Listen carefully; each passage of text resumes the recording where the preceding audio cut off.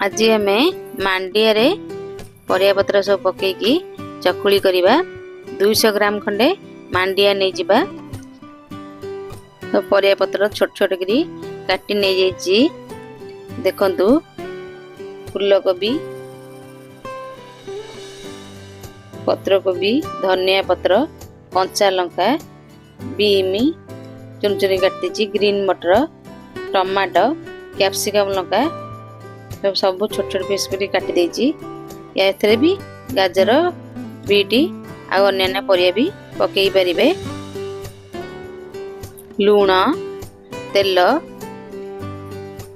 आग आमे मांडिया टाकू परिया पत्र देगी ताको गोला गोली कर देबा।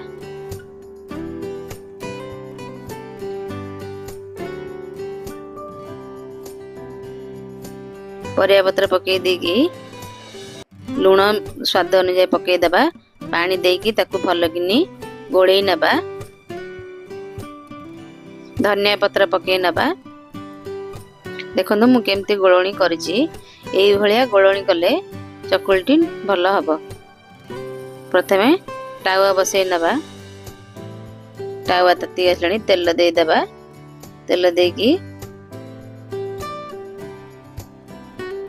गोलणी दे देबा। पतला पतला करी ताकू गोल गोल कर देबा।